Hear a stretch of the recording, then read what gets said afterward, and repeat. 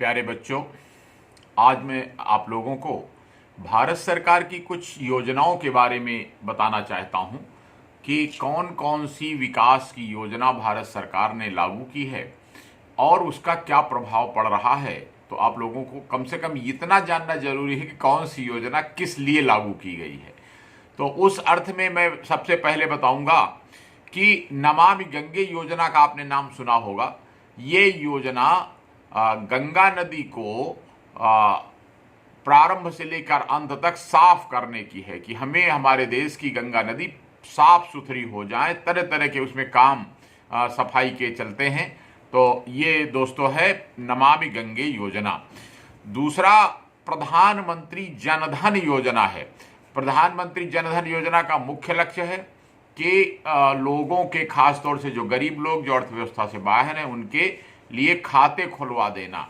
चाहे zero balance से खोलें, वैसे खोलते खोलते उसी में बाद में जो सहायता, सब्सिडी वगैरह भारत सरकार ने दिया उसको ट्रांसफर कर दिया। तो आज की डेट में लगभग 73,000 करोड़ रुपए जमा हो गए पूरे देश में और लगभग 30 करोड़ खाते जनधन योजना में खुले। इसी तरह आपने एक तीसरी योजना का नाम सुना होगा, make in India scheme. Make in India scheme का मतलब है कि हर सामान देश में बने, विदेश से हमको मंगाना न पड़े। और 25 ऐसे क्षेत्र चुने गए कि जिनमें लोग सामान बनाएं। ये खास सामान जो विभिन्न प्रकार के उत्पादन का मामला है कि जिसमें जैसे चीन से बहुत सामान मंगाना पड़ता है देश को, तमाम इलेक्ट्रिक के, इलेक्ट्रॉनिक के सामान, तो वो देश में ही बनने लगे तो हमारी निर्भरता विदेशों पर कम हो जाए। अब एक और नाम आपने सुना होगा कि दीनदयाल उपाध्याय ग्रामीण कौशल योजना। गांव के लोगों को कोई उद्योग धंधों में ट्रेनिंग दे दी जाए, जैसे बढ़ईगिरी है, लोहार का काम है और इसी तरह पशुपालन है, जो तरह तरह के जो फल संरक्षण है, तरह तरह के उद्योग हैं। तो इसमें 10 लाख ग्रामीण रोजगारों को करीब 1500 करोड़ रुपए के बजट से सिखाने का लक्ष्य रखा गया है। तो हर जिले के जो जिला विकास अधिकारी होते हैं उनके माध्यम से इस योजना का क्रियान्वयन हो रहा है। एक और आपने स्कीम सुनी होगी देश को साफ सुथरा करने की। बताइए कौन सी है? स्वच्छ भारत योजना। कि इसके अंतर्गत सबको प्रेरित किया जाएगा कि नगर पालिका और ग्राम पंचायत, जिला परिषद, सभी लोग अपने अपने क्षेत्र में जोर लगाकर देश को स्वच्छ बनाएंगे। फिर एक हुआ था सांसद आदर्श ग्राम योजना कि सांसद लोगों को, एमपी होते हैं, उनको हर जिले में पहले शुरू में कहा गया एक एक गांव, फिर 3-3 गांव का लक्ष्य दिया गया। फिर उसके बाद और संख्या बढ़ाई गई 8 गांवों को। एक एक सांसद 8-8 गांवों को लेंगे, उनको नमूने के तौर पर विकसित करेंगे, बाकी भी लोग उससे ताकि सीखें। फिर एक बच्चों के टीकाकरण की स्कीम चलाई गई थी। याद करिए कौन सी योजना है, कौन बता पाएगा? अब मैं ध्यान दिलाता हूं आपको, मिशन इंद्रधनुष अभियान। इसमें 7 तरह की बीमारियों के लिए टीका लगवाने की योजना चलाई गई थी। डिफ्थीरिया, काली खांसी, टिटनेस, पोलियो, टीबी, खसरा, हेपेटाइटिस बी, ये बीमारियों के रोकने के लिए टीकाकरण अभियान, बच्चों को बीमारी न लगे। फिर एक और योजना की बहुत चर्चा हुई थी, राष्ट्रव्यापी स्तर पर इसे लागू किया गया था, जिसको सबसे बड़ी स्कीम कहा गया था कि direct benefit transfer for LPG, यानी एलपीजी लिक्विफाइड पेट्रोलियम गैस, यानी जो गैस, किचन गैस का सिलेंडर होता है, इसके लिए सब्सिडी देने के योजना चलाई गई कि खातों में डायरेक्ट पैसा डाला जाएगा। और इसमें बहुत विश्व स्तर पर इस स्कीम की बहुत तारीफ हुई थी कि सीधा पैसा जो सिलेंडर का, गैस का दाम था, वो लोगों के खाते में डाला गया। फिर एक शहरों के विकास के लिए भी एक बहुत अच्छी योजना चली थी। हमारे कुछ शहर हैं जो बहुत महत्वपूर्ण प्राचीन शहर हैं, जैसे काशी, मथुरा, इस प्रकार के प्राचीन शहर। तो ऐसे 12 शहरों को छांटा गया कि हृदय स्कीम चलाई गई। हृदय स्कीम का मतलब था heritage city development and augmentation योजना। मतलब जो प्राचीन शहर, हेरिटेज सिटी कहते हैं, उनको साफ सुथरा और उनको ऑगमेंट करके, यानी बढ़िया बना करके उनको डेवलप किया जाए। तो ये योजना काफ़ी सांस्कृतिक पुनर्जीवन के लिए महत्वपूर्ण शहरों के तहत चलाई गई थी। फिर अगली बात बताऊंगा, बेटी बढ़ाओ बेटी बचाओ बेटी पढ़ाओ योजना। कई हरियाणा जैसे राज्य हैं जहां लड़कियां कम हैं, तो उनकी संख्या बढ़ाने के लिए कि लड़कियों को विशेष सुविधा दी जाए, उनको पढ़ाया जाए, उनको आगे बढ़ाया जाए, उनको सशक्त बनाया जाए, इसके लिए तरह तरह के प्रयास किए जाएं। ये योजना बेटी बचाओ बेटी पढ़ाओ योजना चलाई गई थी। फिर दोस्तों इसके अलावा प्रधानमंत्री मुद्रा योजना की आपने बहुत चर्चा सुनी होगी। प्रधानमंत्री मुद्रा योजना में शिशु, किशोर और तरुण 3 तरह के उद्योग माने गए, जो कुटीर उद्योग, जो घर से लोग चलाते हैं, छोटे छोटे उद्योग धंधे, micro units development and refinance agency, उनके लिए पैसा दिया जाए कि छोटा छोटा लोन दिया जाए। ये योजना, इसके अंतर्गत बैंकों से लोगों को सहायता दी जाती है। उजाला योजना का भी आपने नाम सुना होगा। तो उजाला योजना का मुख्य लक्ष्य था कि एलईडी बल्ब लगा दिए जाएं तो देश में बहुत सारी बिजली बच जाएगी। पूरा अभियान चलाया गया, देश भर में एलईडी बल्ब बांटे गए और बिजली विभाग द्वारा भी उनका वितरण किया गया। फिर प्रधानमंत्री सुरक्षा बीमा योजना एक चलाई गई, जिसमें 18 साल से 70 साल तक के लोगों को कोई दुर्घटना हो जाती है तो केवल 12 रुपए सालाना देने पर 1 लाख से 2 लाख रुपए तक का बीमा कवरेज दिया गया।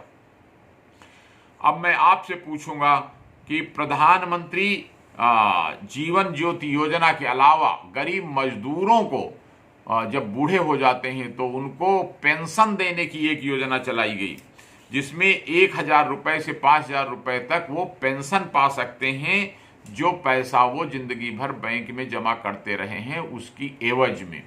तो ये योजना, इसके लिए बैंक से संपर्क करना होता है। अटल पेंशन योजना इसको कहते हैं। इसमें फॉर्म भरना पड़ता है वहाँ जा कर के, और उसके बाद ये 60 साल की उम्र के बाद पेंशन मिलने लगती है। उसके पहले तक जो आपको पैसा मिलता है वो आप बैंक में जमा करते रहते हैं।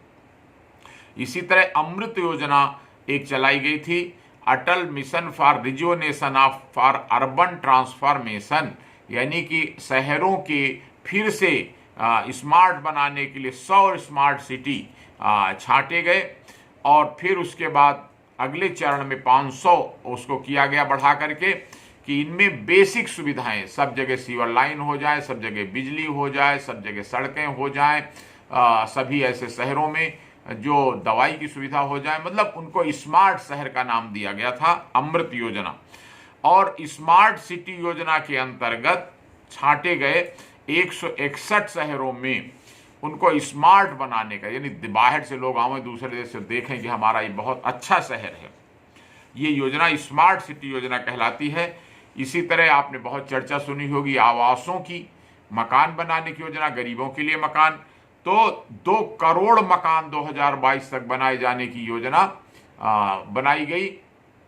उसमें कहा गया कि गरीबों के लिए, वो जो आपने सुना होगा कि काफ़ी हिस्सा उसका सब्सिडी में है, और लगभग 2-2.5 लाख रुपए तक एक व्यक्ति को सरकारी मिलता है, और बाकी पैसा उसको अपने पास से लगाना होता है कि गरीबों को, सबको मकान मिल जाए। ये योजना सरकार ने बनाई थी। फिर डिजिटल इंडिया मिशन एक योजना बनाई गई कि डिजिटल इंडिया का मतलब हुआ जितने सरकारी सेवाएं हैं, दफ्तर हैं, चल रहे हैं, वो ऑनलाइन सुविधाएं, इंटरनेट के माध्यम से, गूगल के माध्यम से वो सेवाएं लोगों को मिल जाएं। ये प्रयास चल रहा कि दफ्तरों में कागज न चले, धीरे धीरे वो सारा काम ऑनलाइन होने लगे, तो उससे भ्रष्टाचार भी रुकेगा और तत्परता भी आएगी। फिर सिंचाई को बढ़ाने के लिए एक प्रधानमंत्री किसान कृषि सिंचाई योजना चलाई गई कि इसके अंतर्गत किसी भी तरीके से, चाहे तालाब से, नहर से, ट्यूबवेल से, चाहे जैसे भी, खेतों को ज़्यादा से ज़्यादा सिंचाई दी जाए ताकि किसानों की आय को दुगनी कर दिया जाए। ये 2020 तक किया जाना था। तो ये योजना भी भारत सरकार ने चलाई थी। फिर स्किल इंडिया मिशन एक, जैसे आपने कौशल विकास मिशन सुना था, उसी तरह उसी अर्थ में है कि बेरोजगार बच्चों को कोई ना कोई कौशल सिखाया जाए, चाहे वो कंप्यूटर का काम, चाहे वो टाइपिंग का काम, चाहे वो बिजली का काम, ये तरह तरह की बहुत सारी लंबी लिस्ट है। और इसके ब्रांड एम्बेसडर सचिन तेंदुलकर बनाए गए थे। और उसी क्रम में प्रधानमंत्री कौशल विकास योजना का भी वही लक्ष्य था कि लोगों को ज़्यादा से ज़्यादा प्रशिक्षित करके और उनको योग्य बना दिया जाए, ताकि काफ़ी केंद्र इसके खुले। और ये भी लक्ष्य था इसमें कि उनको नौकरी दिलाने में भी वो लोग सहायता करेंगे। इसके बाद एक और ध्यान दिलाऊंगा, गाँव के विद्युतीकरण की, सारे गाँव को विद्युतीकरण करना है। ये काम सन 15 से चल रहा है और अब तो काफ़ी अच्छी प्रगति इसमें हुई है। तो ये इसका नाम रखा गया दीनदयाल उपाध्याय ग्राम ज्योति योजना, हर गांव का विद्युतीकरण। फिर वो एक स्कीम चली थी जो बंदरगाहों को जोड़ने की, तो आप को ध्यान करिए कौन सी योजना है, उसका नाम था सागर माला प्रोजेक्ट। 12 खास बंदरगाहों कितना अच्छा बना दिया जाए कि विश्व स्तर के बंदरगाह दिखाई पड़े वो। फिर एक और उज्ज्वल डिस्कॉम एश्योरेंस योजना, उसको शार्ट में उदय योजना के नाम से जाना गया, जिसका मुख्य लक्ष्य था कि वित्तीय सुधार एवं घाटों से उबारने के लिए उदय योजना चलाई गई थी कि बहुत सी कंपनियां जो घाटे में चली जाती हैं, परेशान हो जाते हैं लोग, उनको घाटे से निकाला जाए, उनका फिर से पुनर्जीवन दिया जाए। फिर एक और बड़ी आत्मनिर्भर बनाने की स्कीम सरकार ने चलाई थी, उसको नाम दिया गया था स्टार्टअप इंडिया। स्टार्टअप इंडिया का मतलब यही था कि जो नए कारोबारी, जो काम अभी देश में नहीं बनता, उसी के अंतर्गत देश में मोबाइल बनाना, देश में जो सामान विदेश से बहुत आता है, खासतौर से इलेक्ट्रॉनिक का सामान, वो उसको यहीं बनाया जाए। तो वो थी स्टार्टअप इंडिया। इसके लिए बहुत सी सुविधाएं बैंकों के माध्यम से, लोन की, ट्रेनिंग की, ये सब दी गई हैं। फिर Shyama Prasad Mukherjee rural urban mission, उसको शार्ट में कहा गया रूरबन मिशन। तो इसके अंतर्गत जो स्थानीय आर्थिक विकास प्रोत्साहन 300 ग्रामीण क्लस्टर बनाए गए, कि गांव में 300 क्लस्टर बनाए गए हैं कि लोग ग्रुप में कोई ना कोई उद्योग धंधा करके अपनी आर्थिक आमदनी बढ़ाएंगे।